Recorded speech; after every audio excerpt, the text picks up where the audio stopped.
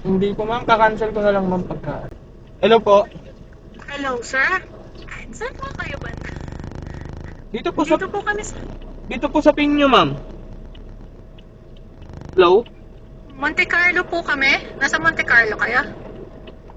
Monte Carlo sa kabilang street. Apo. Yung Pinyo kasi sa may likod, yung may parang dead Ah, end. ah, okay po. Nasa labas lang po kami.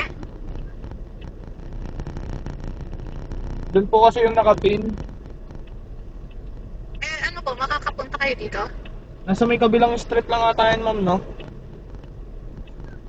Hindi ko po, yung anak ko po kasi yung nagpin eh. Hindi ko po matingnan kung Monte Carlo naman po yung nakapin.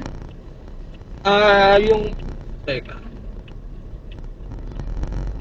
Titignan ko mama kung tama. Ah, pa. Monte Carlo.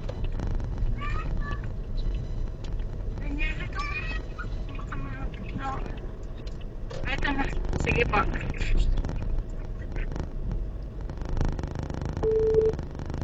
Hindi na kayo. Ma'am, 5 po kayo? 4 lang. Hindi po pwede ma'am. Over passenger po yun. Opo. Bawal po.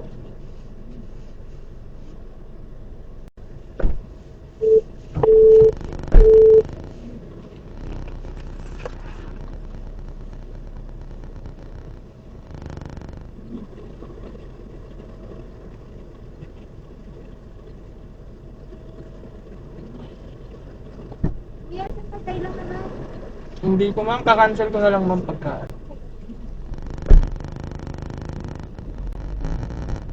Pasaway na pasahero. Kahit malapit pa yan. Saan yung oras ng mga driver.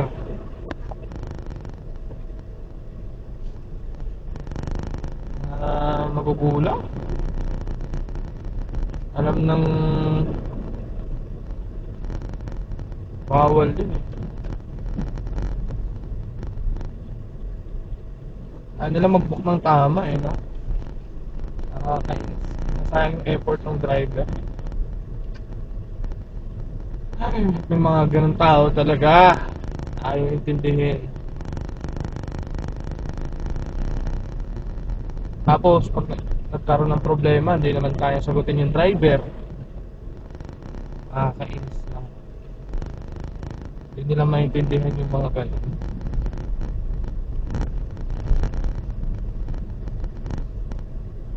Sayang effort.